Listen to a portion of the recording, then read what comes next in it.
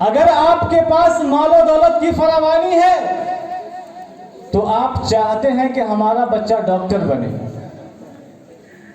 लेकिन जो सबसे कमजोर तबका होता है, जो सबसे कमजोर तबका होता है, जिसके पास मालो दौलत की फरावानी नहीं है, उनके बच्चे ही मदरसों की जीनत बनते हैं।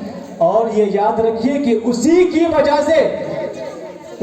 वजह से गांव में, मोहल्लों में, शहरों में अगर इस्लाम का नाम सुन रहे हैं तो वो उन्हीं की वजह से है, उन्हीं गरीब के बच्चों की देन है, वो गरीब माँ बाप की देन है, जिसकी वजह से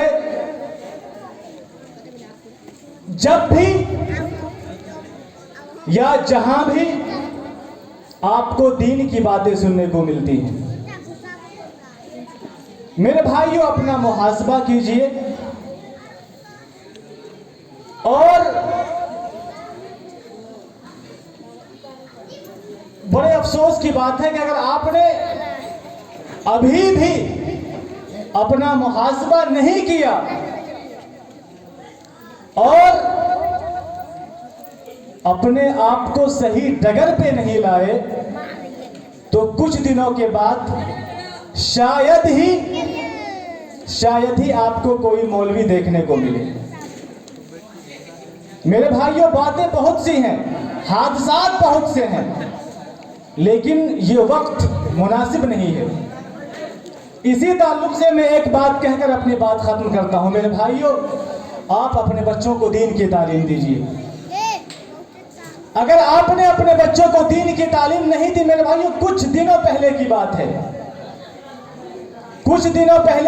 है, कल जुमा है और आज रात में एक आदमी दौड़ता हुआ मेरे पास आता है कि मौलाना, कल जुमा का दिन है और मेरे यहाँ जो मौलाना थे वो इमरजेंसी में घर चले गए। अब हमारे यहाँ जुमा कौन पढ़ाएगा?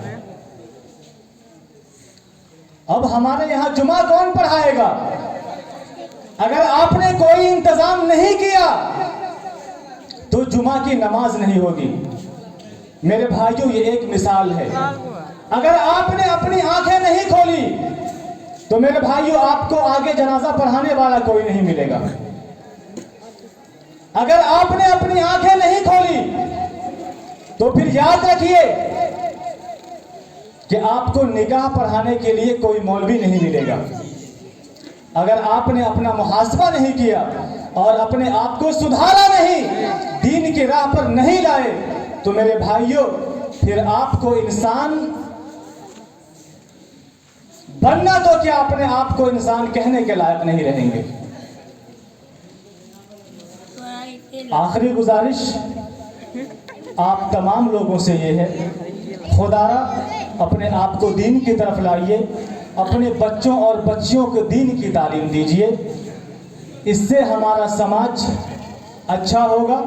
हमारे समाज के अंदर जो भी बुराई पाई जाती होगी, मेरे भाइयों, उनसे वो बुराई दूर होगी। आज का दौर स्कूल और कॉलेजों का दौर है। यहाँ मेरे भाइयों 3 साल से लेकर 50-55 साल के बच्चों को पढ़ाया जाता है, इस उम्मीद के साथ कि हमारा मुआशरा सही होगा। लेकिन मेरे भाइयों, उनसे मुआशरा सही नहीं होता। हसद, जलन, कीना, कपट, कत्ल व गारत की रीत से बढ़ती जा रही है। मेरे भाइयों, अपने आप को दीन की तरफ लाइए, अपने बच्चों को दीनी तालीम दीजिए। अल्लाह रब्बुल आलमीन फरमाता है कि यरफ़इल्लाहु अल्लज़ीना आमनू मिनकुम वल्लज़ीना ऊतुल इल्म दरजात, कि अल्लाह रब्बुल आलमीन इल्म के ज़रिए ही इंसान को आला करता है, इंसान को बरतर करता है। और नबी करीम सल्लल्लाहु अलैहि वसल्लम ने फरमाया कि सल्लल्लाहु इल्मन नाफ़िआ व तअव्वज़ू बिल्लाहि मिन इल्मिन ला यनफ़ा, कि अल्लाह रब्बुल आलमीन से उस इल्म का सवाल करो जो तुम्हें नफ़ा दे, और उस इल्म से पनाह मांगो जो तुम्हें नफ़ा न दे। और अगर आपने अपने बच्चे को तालीम दी, मेरे भाइयों, दुनिया की ज़िंदगी ये चंद दिन की ज़िंदगी है, दुनिया की ज़िंदगी ये चंद दिन की ज़िंदगी है।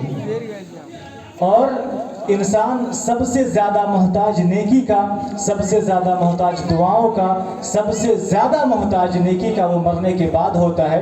और नबी करीम सल्लल्लाहु अलैहि वसल्लम ने फरमाया कि इंसान जब मर जाता है ना, तो उनके सारे अमाल मुनक़ता हो जाते हैं सिवाय तीन चीज़ों के, सिवाय तीन चीज़ों के। उनमें एक जो है नफ़ा बख्श इल्म है, और एक वो औलाद है जो वालिदैन के लिए दुआ करे।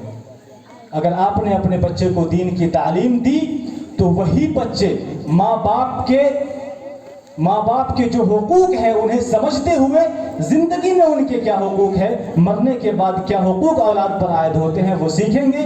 और जब आप दुआ के, जब आप नेकी के सबसे ज़्यादा मोहताज होंगे, तब यही बच्चे और यही आपकी औलाद आपके लिए दुआएं करेंगे। आखिर में अल्लाह रब्बुल आलमीन से दुआ है कि अल्लाह रब्बुल आलमीन हम तमाम लोगों को इस्लाम से जोड़ दे, हम तमाम लोगों से इल्म दीन से जोड़ दे, हम तमाम लोगों को सही मुसलमान बनाए। अक़ूलु क़ौली हाज़ा व अस्तग़फ़िरुल्लाह ली व लकुम अजमईन वल्हम्दुलिल्लाहि रब्बिल आलमीन।